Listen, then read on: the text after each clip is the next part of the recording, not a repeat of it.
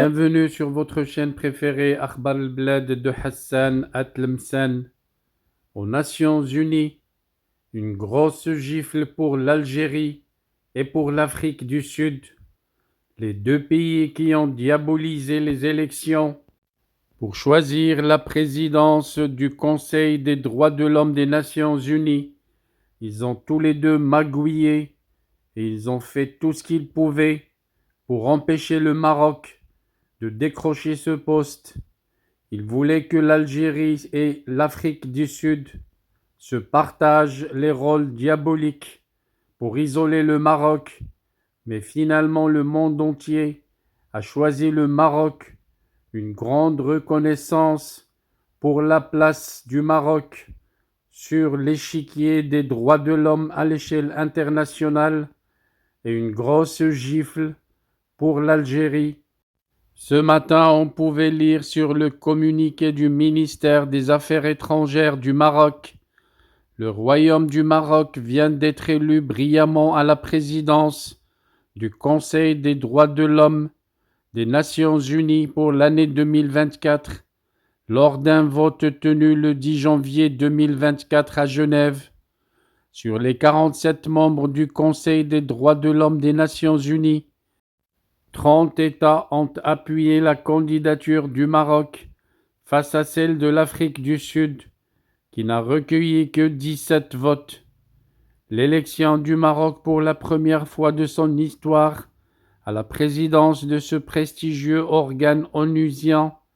exprime une reconnaissance par la communauté internationale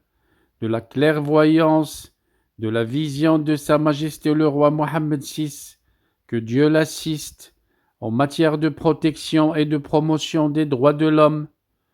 Sous la conduite de Sa Majesté le roi, que Dieu l'assiste, le Maroc a effectivement fait le choix irréversible de la consécration de l'état de droit et du respect des droits de l'homme, un choix inscrit dans la Constitution de 2011 qui se traduit par un élan continu de réformes visant notamment la consolidation de la démocratie, l'égalité entre les femmes et les hommes, la justice sociale et territoriale, l'effectivité des droits de l'homme dans leur intégralité, la participation inclusive et l'autonomisation des jeunes, l'élection du royaume à la faveur de l'adhésion d'un grand nombre de pays de toutes les régions du monde, et malgré la mobilisation de l'Algérie et de l'Afrique du Sud pour la contrer, est également révélatrice de la confiance et la crédibilité qu'inspire l'action extérieure du Maroc sous l'impulsion royale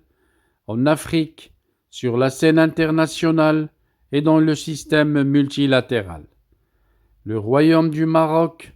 qui apporte une contribution reconnue au sein du Conseil des droits de l'homme, particulièrement dans les processus fondateurs de développement de cet organe, se réjouit de la confiance ainsi placée en lui. Il y voit un signal fort émis par la communauté internationale en faveur de sa démarche constructive et son leadership rassembleur sur des sujets clés comme ceux du dialogue interreligieux, de la tolérance et de la lutte contre la haine raciale, du droit à un environnement sain et durable, des droits de migrants et de l'impact des nouvelles technologies. Au cours de sa présidence, le Royaume restera fidèle à la ligne qu'il a tenue au cours de ses 3 mandats au sein du Conseil des droits de l'homme, privilégiant toujours le dialogue, le rassemblement et le consensus. Il entend ainsi poursuivre activement avec les membres du Conseil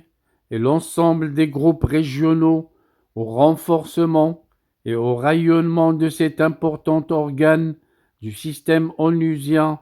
des droits de l'homme. Bravo donc au Maroc,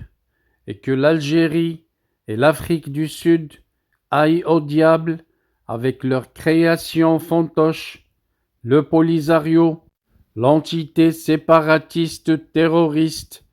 que l'Algérie finance et arme pour déranger le Maroc dans son intégrité territoriale.